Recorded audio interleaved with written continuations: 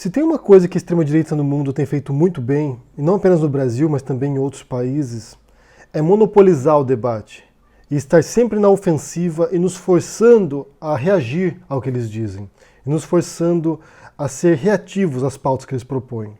Então o que você vê constantemente é uma sucessão de falas e atos e defesas de ideias que são tão nocivas, tão tóxicas, que nós somos obrigados a constantemente ficar respondendo a isso, em vez de ter pautas propositivas e apresentar uma saída, apresentar um outro modelo. Isso nos obriga, isso nos força a jogar no campo deles, o que acaba sendo inevitável também, porque o campo deles realmente propõe coisas que são completamente absurdas. Um dos instantes de desespero para mim foi quando eu tive que vir explicar aqui para as pessoas que tortura não é legal, que torturar o outro não é uma coisa boa. Algo que deveria ser óbvio, uma conquista civilizatória da humanidade, de que você não pode torturar outra pessoa, que o Estado não pode, usando seus aparelhos repressivos, torturar cidadãos, caçar direitos políticos, perseguir, exilar pessoas. Isso é algo que deveria ser óbvio numa democracia. Isso é algo que deveria ser autoevidente, que não é correto que o Estado torture pessoas. Mas não. Ficou tão enviesado o debate, ficou tão distorcido, ficou tão intoxicado que é preciso que as pessoas venham explicar o óbvio agora. E uma dessas coisas óbvias que precisam ser explicadas é a importância da imprensa livre, da liberdade de imprensa. O que a gente tem visto agora é um presidente e os seus asseclas, os seus lacaios, atacando cruelmente e de maneira incisiva o Glenn Greenwald e os jornalistas da Intercept, por causa das reportagens da Vaza Jato, revelando um comportamento antiético e possivelmente ilegal do juiz Sérgio Moro. Se tornou um ídolo no Brasil, né? Se tornou o Super Moro, um herói brasileiro. Então, quando há um grupo de jornalistas que desafiam esse herói, esse mito criado, mais um mito criado no Brasil, né? Além do presidente, o mito. Quando você tem um grupo de jornalistas que desafia isso, o que acontece é inevitavelmente uma reação tremenda de quem quer defender de maneira hipócrita que os fins justificam os meios, que vale a pena tudo para combater a corrupção, mesmo se corromper. Só que esse ataque ao Glenn Greenwald, que inclui até o próprio presidente dizendo que pode ser que o Glenn pegue cana no Brasil, que ele não será expulso com a portaria nova do Moro, né, a portaria 666-666, que visa facilitar a expulsão do país de certos criminosos. Quando você tem um presidente atacando o Glenn, na verdade não é um ataque apenas à figura, né, ao indivíduo, ao Glenn Greenwald, o americano que está no Brasil, casado com um brasileiro, com filhos adotivos no Brasil, jornalista. Não é apenas ataque ao indivíduo, é um ataque à instituição da imprensa. O Bolsonaro frequentemente diz que respeita a imprensa, que respeita a liberdade de expressão, mas na verdade, nos seus atos, naquilo que ele diz, implicitamente e explicitamente também, você vê como ele despreza a liberdade de expressão. O modo como ele trata os jornalistas, o modo como ele se dirige a eles, o modo como ele confronta os jornalistas, o modo como ele foge de jornalistas quando feito perguntas complicadas que ele não quer responder, como no caso de usar helicópteros para transportar a parentada para uma festa de casamento do filho dele. O Bolsonaro não respeita a liberdade de expressão, ele despreza a imprensa, ele despreza os jornalistas. E isso você pode observar em várias circunstâncias, né?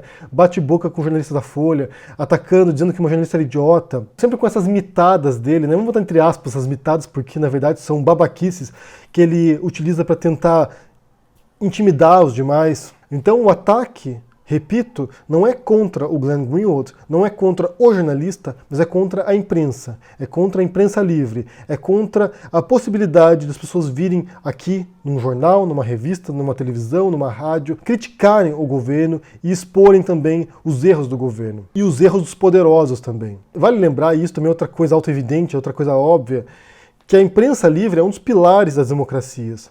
Não existe democracia sem uma imprensa independente e livre. Não existe. Isso é um dos pilares. É um dos poderes informais fiscalizadores do governo. Fiscalizadores das instituições, das demais instituições. A imprensa, geralmente, via de regra, tem como tarefa essencial, como proposta, revelar aquilo que os poderosos querem ocultar. Uma conversa fiada que se ouve, né, entre alguns bolsonaristas é que durante o regime militar não havia corrupção. É claro que não havia corrupção. Não é porque ela não existia, mas é porque a imprensa não podia noticiá-la. Não podia ser revelado isso publicamente. E é justamente por isso que a imprensa é tão importante, tão crucial, porque ela vai ficar de olho nas instituições, nos poderosos, nos líderes, nos governantes. E se eles errarem, e se eles forem corruptos, se eles cometerem atos que extrapolam os seus limites, Eles podem aqui publicamente revelar isso. O que o Glenn Greenwald e o pessoal do Intercept está fazendo é o trabalho jornalístico ao que eles se propuseram fazer. É o trabalho deles, é a missão deles. E é por isso que a Vaza Jato é tão crucial. Justamente porque ela revela que, no ímpeto de combater a corrupção, pessoas se corromperam também. Se embriagaram com o poder, extrapolaram seus limites. Fizeram o que não podiam fazer. Como o Sérgio Moro se tornou uma peça central no governo Bolsonaro, foi uma das personalidades que legitimou o governo Bolsonaro, que era um governo de ineptos. A corrosão da imagem do Moro também afeta muito a própria imagem do governo, a própria imagem do Bolsonaro. O mais curioso nisso é que primeiro o Bolsonaro se escorava na imagem do Moro e agora é o oposto. Agora é o Moro que se sustenta na imagem do Bolsonaro.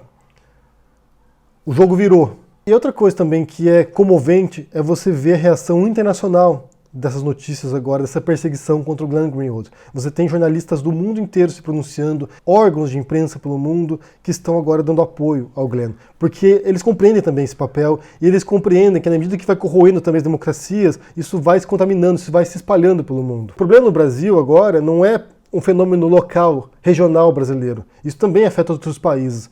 Então os jornalistas já estão antevendo que essa crise democrática no Brasil pode aos poucos também contaminar outros países.